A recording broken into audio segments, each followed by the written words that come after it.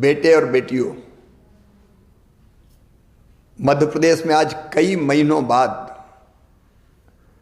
Covid के 30 नए प्रकरण मिले हैं। कल अपने पूरे देश में भी 7,495 पॉजिटिव प्रकरण पूरे देश में आए हैं। और एक बात जो मन में चिंता पैदा करती है, महाराष्ट्र, गुजरात और दिल्ली तीनों राज्यों में पिछले एक सप्ताह से पॉजिटिव केसों में लगातार वृद्धि हो रही है, लगातार बढ़ोतरी हो रही है। कल महाराष्ट्र में 1201, गुजरात में 91 और दिल्ली में 125 प्रकरण आए हैं। हम सब जानते हैं इन राज्यों से मध्य प्रदेश में आना जाना लगातार बना रहता है और पूर्व के अनुभव भी हमें ये बताते हैं कि पिछली बार भी महाराष्ट्र में पॉजिटिव केस बढ़ना शुरू हुए, गुजरात में बढ़े और उसके बाद मध्य प्रदेश में लगातार पहली हो या बाद में दूसरी लहर आई। और दूसरी लहर में जो कष्ट हमने भुगते हैं वो हम कभी भूल नहीं सकते। अगर पुरानी दोनों लहरों को भी देखा जाए, पहली हो या दूसरी हो, प्रारंभ इंदौर भोपाल से ही हुई और अभी इंदौर तथा भोपाल में प्रकरण बढ़ के लगभग साप्ताहिक प्रकरण नवंबर महीने की तुलना में दिसंबर में 3 गुने हो गए हैं। कोरोना ने अपना स्वरूप बदला है और नया स्वरूप ओमिक्रॉन के रूप में देश के 16 राज्यों में आ चुका है। इस संभावना से इनकार नहीं किया जा सकता कि मध्य प्रदेश में भी ओमिक्रॉन वायरस के केस मध्य प्रदेश में जल्दी आ जाएं।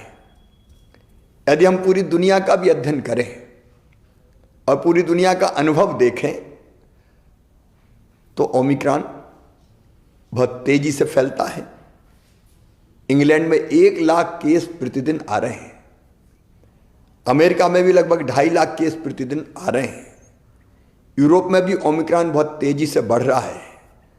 और उपरोक्त सभी कारणों को देखते हुए मुझे अंतर आत्मा से लगता है कि ये सही समय है जब हम सचेत हो जाएं, कोविड की तीसरी लहर को आने से रोकें, तेजी से संक्रमण ना फैले, इसके लिए हर आवश्यक उपाय करें। और इसलिए मेरे प्रिय बहनों और भाइयों, भारत सरकार ने भी कुछ गाइडलाइन जारी की है। मेरी आपसे प्रार्थना है कि अब देर ना करें, मास्क जरूर लगाएं, सोशल डिस्टेंसिंग बनाएं, अनावश्यक भीड़ में ना जाएं, अनावश्यक जमावड़ा ना हो। और अब तक अगर किसी ने वैक्सीन का डोज नहीं लिया, टीका नहीं लगवाया, तो टीका जरूर लगवाएं। पहला लगा लिया हो तो दूसरे में देर ना करें। अगर समय की अवधि पूरी हो गई हो तो तुरंत दूसरा टीका भी लगवाएं।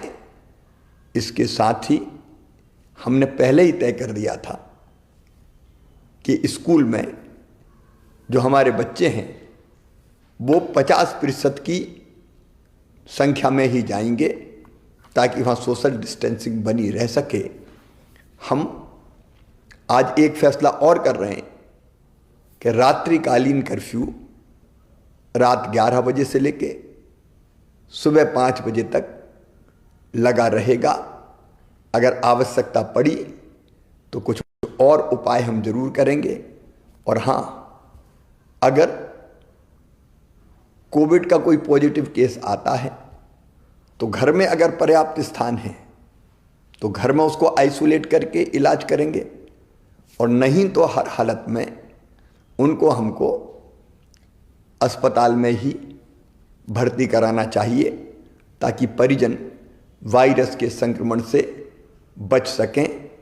सावधान रहना है, याद रखना सावधानी में ही सुरक्षा है। मेरी प्रार्थना है आप सब सहयोग करें ताकि तीसरी लहर के संकट से हम अपने प्रदेश को बचा पाएं और अपनी जनता की जिंदगी की सुरक्षा कर पाएं। यह आप सबके सहयोग से ही होगा। बहुत बहुत